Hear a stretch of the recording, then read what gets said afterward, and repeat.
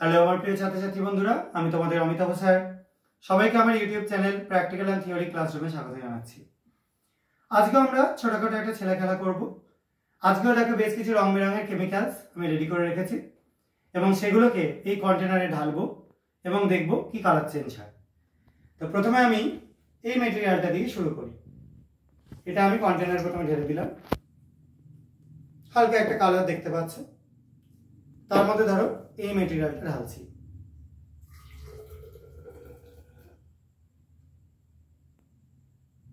এটা ঢালা হলো। এবার তৃতীয় এটাকে ঢেলে দিচ্ছি।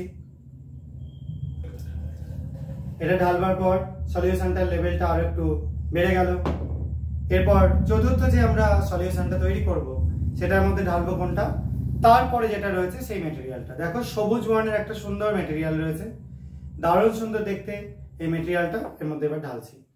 লক্ষ্য করবে সবাই। এবার লাস্টে এই যে মেটেরিয়ালটা রয়েছে এটা ঢেলে দিচ্ছি। দেখো এবার আস্তে আস্তে তোমরা দেখতে পাবে প্রপার কিছু লেয়ার তৈরি হয়ে গেছে। উপরে একটা সাদা ফেনাল লেয়ার তৈরি হয়েছে, নিচে আর একটা বেশ ব্রাউনিশ রেড টাইপের একটা লেয়ার তৈরি হয়েছে।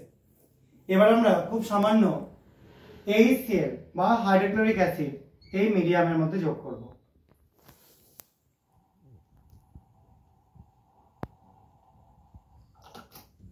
এবং এই অ্যাসিডটা যোগ করবার পর এটা বেশ খানিকক্ষণ লক্ষ্য করব যে কি পরিবর্তন নিচে থেকে ওপর অব্দি হচ্ছে। দেখো পুরো জিনিসটার একটা বিশেষ টাইপের বর্ণ হয়েছে, তোমরা নিশ্চয়ই দেখতে পাচ্ছ। এবং এই যে বর্ণটা হয়েছে এখানে একটা ফেনলের যৌগ আছে, সোডিয়াম ফেনেট, এবং তার সঙ্গে আয়রন প্লাস্টিক স্টেটে মিশে রয়েছে ফেরিক ফেনেট। এই যে যৌগটা তার মধ্যে আমরা নিকেলে একটা সল্ট দিয়েছি এবং কার্বনেটে একটা সল্ট ছিল। এবার তার মধ্যে আমরা অ্যাসিডিফাইড একটা মিডিয়াম দিলাম, আরো কিছুটা আমরা কার্বনেটের সল্ট এর মধ্যে যোগ করে দেবো এবং এটা যোগ করবার পর কি চেঞ্জটা হয় সেটা দেখার চেষ্টা করছি। দেখো এখান থেকে পুরোপুরি একটা লেয়ার উঠে বাইরে বেরিয়ে আসার চেষ্টা করছে। এই যে লেয়ারটা উঠছে এটা কিসের লেয়ার উঠছে? উঠছে কার্বন ডাই অক্সাইডের লেয়ার। এবং চারপাশে যে মেটেরিয়ালগুলো ছড়িয়ে পড়ছে এগুলো প্রত্যেকটাই ফেনলের বিভিন্ন রকম কম্পাউন্ডের আমরা পরিচিতি পাচ্ছি।